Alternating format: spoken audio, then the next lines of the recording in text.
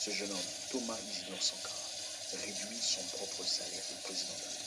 Parce qu'il voyait d'abord un avenir collectif, un intérêt commun. Et se disait à quoi bon, à quoi me servirait d'avoir un gros salaire, vivre dans la splendeur, la richesse, pendant que les vieillards et les autres périssent et vivent dans la misère, la galère, la trière. Pour réduire de manière substantielle les dépenses du gouvernement, il interdit formellement l'utilisation des voitures trop chères, c'est-à-dire les grosses caisses, les grosses voitures, les Mercedes, tout le bazar.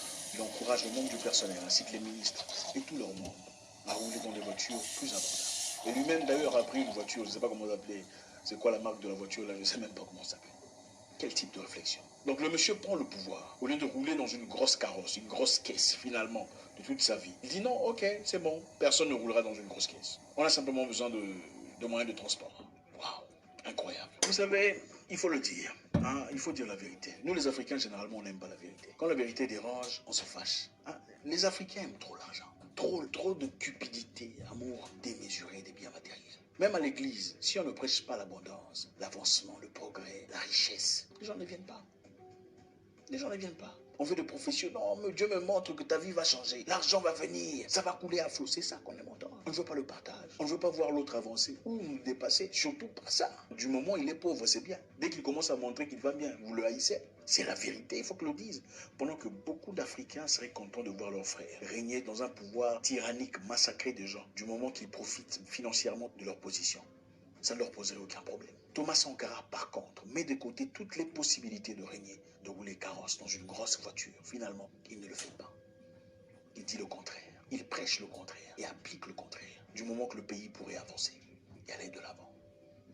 Incroyable. À 34 ans d'âge, le jeune Thomas Sankara était le premier président africain à prêcher de manière emphatique le droit de la femme. Pour lui, il ne percevait pas la femme comme un être inférieur. C'est une personne forte qui jouait un rôle très important dans une société hétéroclite. Thomas Sankara était contre la victimisation de la femme. Il était contre les faux mariages, les mariages organisés pour le profit d'un certain groupe de personnes. Il a même dit, vous savez, très souvent en Afrique, quand une jeune fille tombe enceinte, une fille, une écolière ou une étudiante, elle est révoquée, n'est-ce pas? Mais pendant qu'on révoque la fille, pourquoi on ne pense pas à l'homme qui l'aurait engrossée? On révoque la fille, n'est-ce pas? On chasse la fille. Elle est privée de ses études. Mais est-ce qu'elle a fait ça toute seule? Thomas Sankara était contre toutes ces choses. Nous voulons responsabiliser la femme d'abord en commençant par sa libération. La libérer de la domination féodale de l'homme voltaïque. Cela ne va pas sans grand mal. Parce que c'est toute une mentalité à reconsidérer. Et j'avoue que chacun de nous, y compris celui qui vous parle, est lui-même remis en cause chaque jour et doit s'interroger. Thomas Isidore Sankara, président du Burkina Faso, était contre la discrimination à l'égard de la femme. Il fut le premier président à engager de manière emphatique des femmes dans son gouvernement. Il voulait montrer que la femme était capable d'accomplir autant, si pas différemment de l'homme.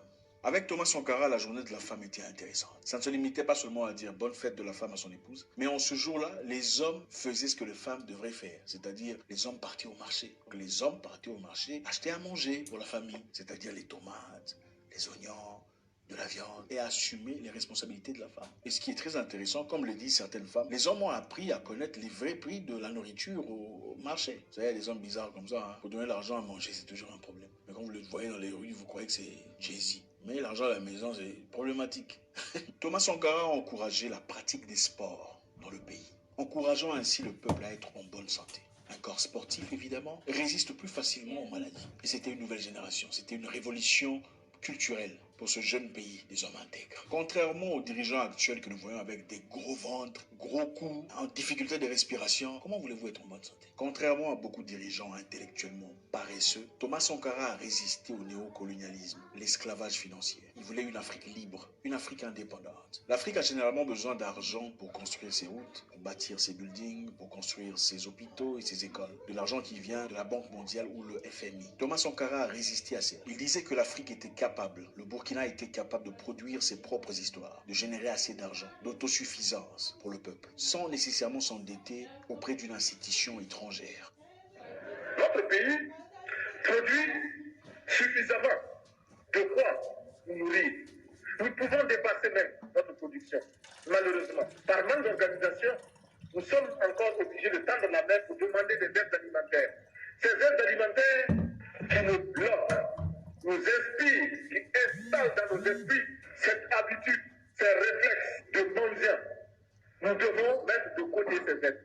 Au lieu de faire appel aux Chinois ou aux Français, ils ont commencé la construction de leur route tout seuls au Burkina Faso, reliant ainsi les différentes villes du pays et à mobiliser le peuple dans la construction de leur chemin de fer. Le peuple galvanisé a mis la main à la pâte, construisant ainsi ce qu'il leur fallait comme infrastructure, indépendamment des forces étrangères. Donc, au lieu de demander de l'aide aux étrangers, il a appelé les Burkinabés au travail collectif. C'est votre pays. Vous attendez à ce que moi j'arrange ça?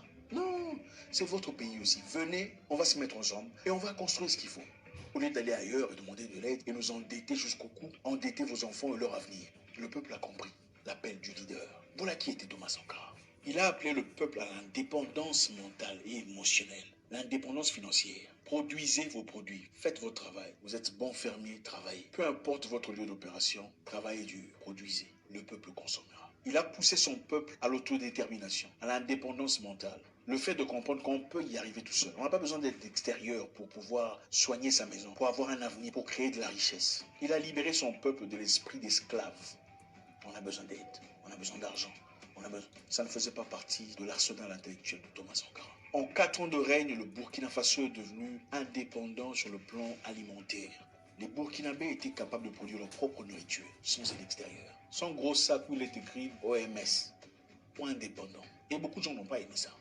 Thomas Sankara savait aussi que les Noirs aiment beaucoup l'argent. Les Noirs aiment beaucoup l'argent, il faut le dire. Il faut arrêter vos bêtises là, tout ça. Les Noirs aiment beaucoup l'argent, ça c'est vrai. On a donc arrêté tous les officiels corrompus et ont été présentés en justice, donc beaucoup sans avocat. Parce que vous savez, l'avocat facilite un peu la tâche. Hein? Ah, mon client, vous... Non, il faut t'expliquer toi-même. L'argent là, tu as fait quoi avec? Toi, on t'a donné 10 000. Comment est-ce que le travail qu'on voit ici, c'est seulement 1000? Il faut expliquer. C'est ce qu'il a fait. C'était un moment très inconfortable pour beaucoup de personnes corrompues, totalement mérité cette instance. L'objectif était l'intégrité. En faisant ainsi, il a attisé le patriotisme, l'amour de la patrie, l'amour du communautarisme. Pendant les réunions d'Union africaine, donc des pays d'Afrique, où les présidents vont se réunir pour discuter, il a encouragé ses congénères à l'autosuffisance. Qui ici ne souhaite pas que la dette soit plus simplement effacée? Celui qui ne le souhaite pas, il peut sortir, prendre son avion et aller tout de suite à la Banque mondiale payer. Tous nous souhaitons.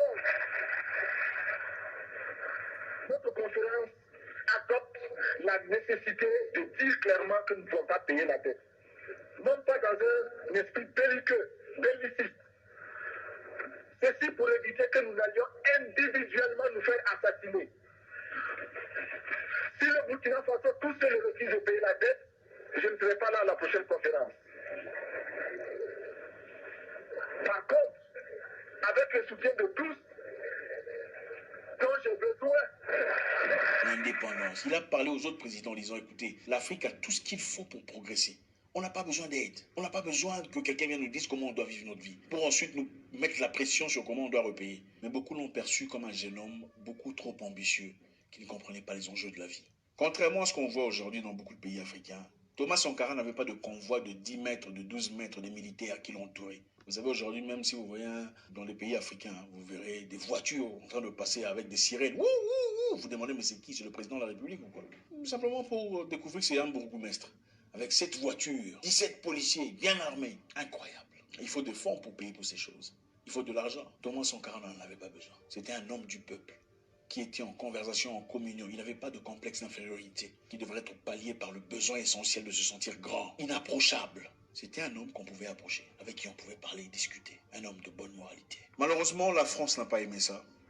On n'a pas aimé le fait que le Burkina était devenu indépendant, s'est retiré du système monétaire, pilleur. On n'a pas aimé le fait de voir un jeune homme aussi ambitieux, courageux, influencer tout un peuple dans une direction complètement positive. Et quand on parle de la France, on ne parle pas de tous les Français. Voilà. On parle des Français qui ont profité de l'esclavage, de la paupérisation de l'Afrique, du pillage, de l'élite qui continuent jusqu'à aujourd'hui à appliquer leur pression sur les populations africaines. Il fallait donc trouver un moyen très rapide pour mettre un stop à ce jeune homme un peu trop ambitieux. Il s'était retiré le Burkina Faso du système d'esclaves, système de dette. Le Burkina Faso était devenu indépendant. Ils n'avaient pas besoin de qui que ce soit pour construire, pour grandir, pour élever, pour développer le pays. Et ça, c'était un modèle qu'il fallait absolument arrêter. Sinon, le reste de l'Afrique copierait le système et se purgerait de la présence française, de ce système parasitaire qui gangrénait le cœur de l'Afrique. À l'époque, jusqu'à aujourd'hui. Et comme les Africains aiment beaucoup l'argent, et beaucoup sont prêts à vendre leurs frères pour leurs intérêts personnels, ah oui, excusez-moi, il faut le dire, c'est la vérité. Il ne faut pas faire l'hypocrite ici. Pourquoi les Africains? Ça, c'est votre spécialité, les francophones noirs. Pourquoi il ne faut pas généraliser? Les Africains aiment beaucoup l'argent. Comment développer ses finances? Ça, on adore. Comment aider ses prochains? On n'aime pas. Comment détecter qu'une personne traverse un moment difficile? Ça ne nous intéresse pas. Il faut dire la vérité. Ce sont les mêmes problèmes. Nos pays vivent les mêmes difficultés. C'est à cause des mêmes personnes africains. On ne fait pas la politique pour devenir riche. On ne fait pas la politique pour avoir 5 villas, 7 voitures, 15 entreprises. On fait la politique pour que même les plus démunis aient un toit sur leur tête et de quoi manger. Et une vie adéquate, une santé forte. C'est pour ça qu'on fait la politique. Pour gagner de l'argent, c'est le commerce qu'il faut faire. Et votre fonds de commerce, ce n'est pas en politique qu'il faut le chercher. Il faut être intègre. Respectez Dieu même dans vos actes, pas seulement dans les paroles et les versets. Voilà une petite histoire de Thomas Sankara, un homme fort, un homme intègre, des pays intègres. Un homme qui a considéré son peuple plus que ses sentiments personnels. Un homme qui a considéré l'intérêt collectif plus que ses pulsions personnelles. En Afrique, malheureusement, on vend nos héros, on néglige nos héros, on critique, on vilipende, on crucifie nos héros, ceux qui proposent des choses positives. Mais on célèbre curieusement des personnes dont il nous faut nous débarrasser. Parce qu'on a quelques intérêts, quelques profits, quelques avantages. Du moment que toi tu vas bien, même si cette personne fait des choses incroyables, ça ne te dérange pas. Mon nom est Zach Moïkassa, le guerrier noir, votre frère. Yes. Thomas Sankara, un homme fort, prend la tête du pays.